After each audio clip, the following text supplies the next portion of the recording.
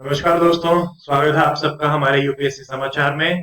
That is news analysis और हमारा source है Indian express.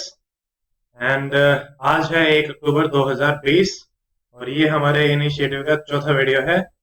And before we start, about me, my name is doctor Amit and I have done MBBS from Stanley Medical College Chennai and I have qualified Haryana Civil Services examination of 2019 and I have given UPSC interview 3 times.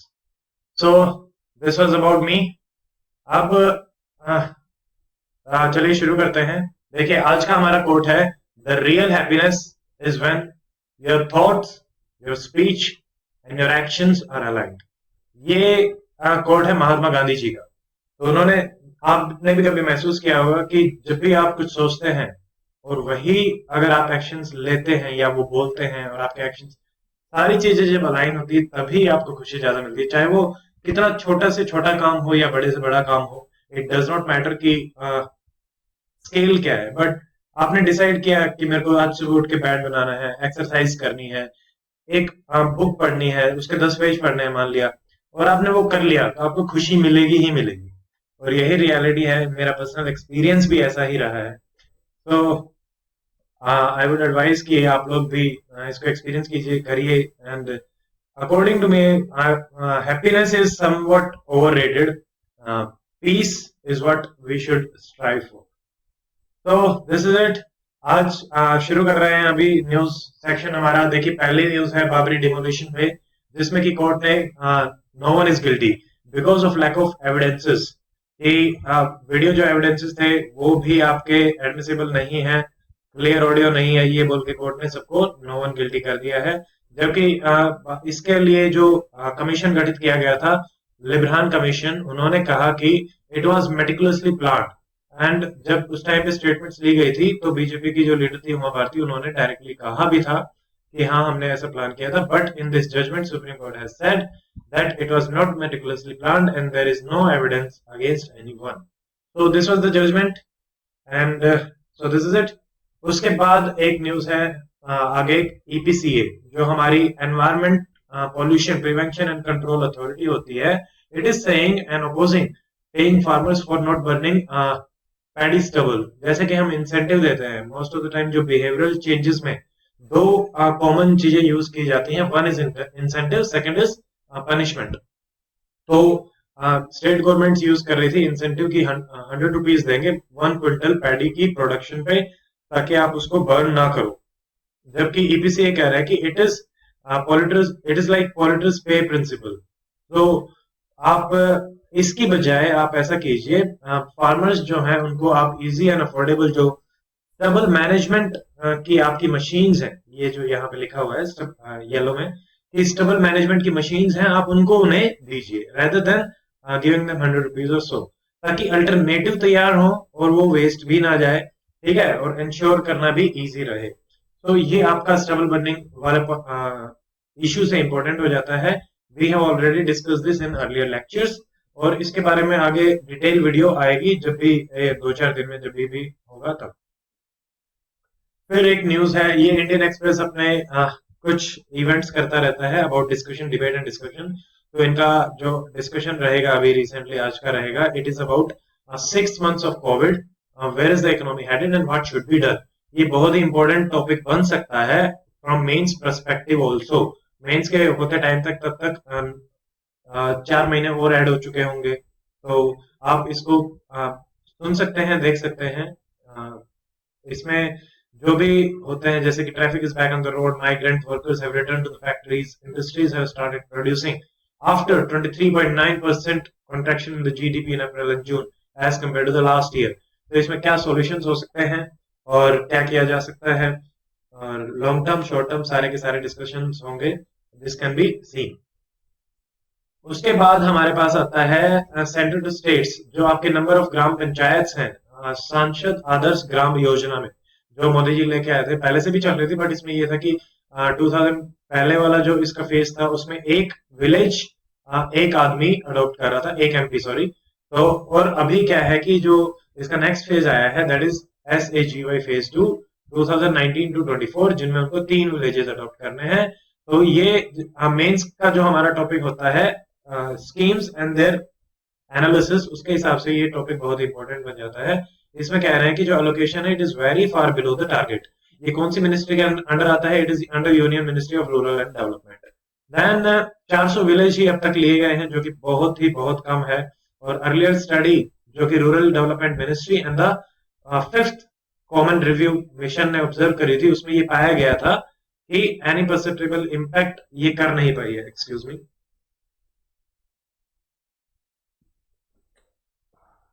आंखों में थोड़ी irritation हो रही, sorry for that. Okay, तो ये हमारा उसके analysis में आ जाएगा। देन जो हमारा बाबरी डिमोलिशन केस है, इस पे एक एडिटोरियल है, note justice equitable in the Barbie demolition case are a blot on CBI. It must be liberated from political influence. तो यहां से हमारा टॉपिक बनता है सीबीआई, जो कि कुछ साल पहले सीबीआई को सुप्रीम कोर्ट ने कहा था caged parrot. So CBI it is an executive body and Delhi police and special establishment act के अंतर्गत ये काम करती है।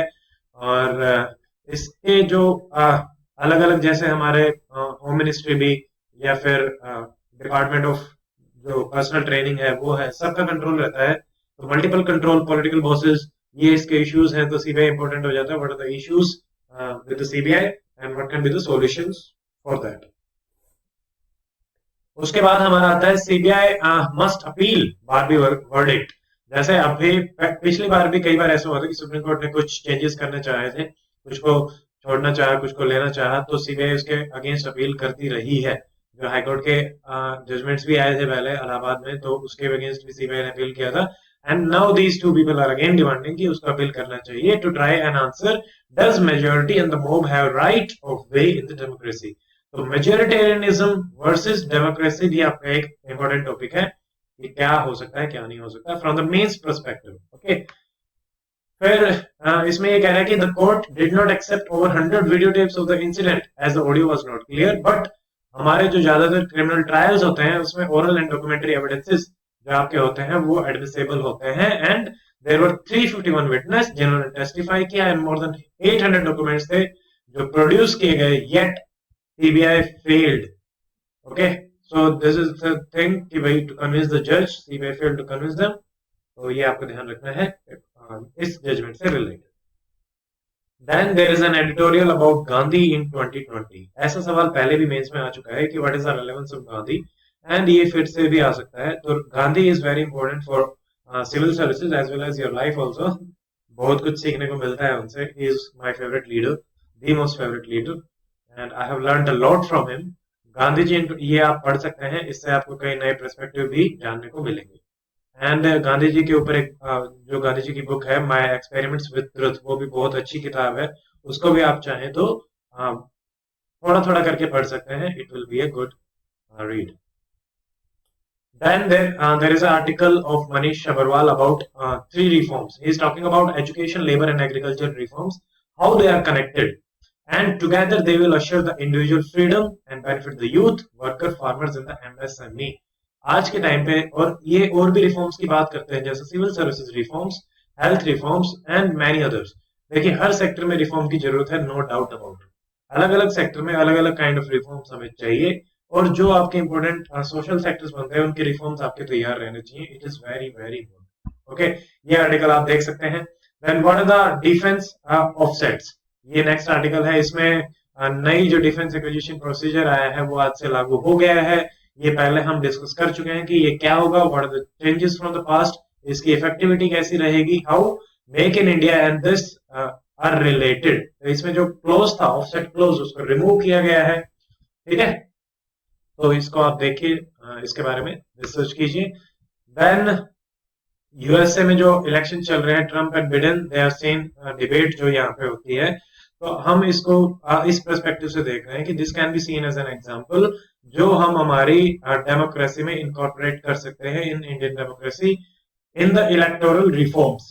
कैसे इस टाइप की डिबेट्स डिस्कशंस होने चाहिए पब्लिकली, जिससे कि पता चले कि how competent is our candidate, ताकि उसके हिसाब से जनता जो है वोट कर सके। तो this is the example for electoral reforms. So this is it in this lecture, and I hope you like this lecture, and if you like, please share and subscribe.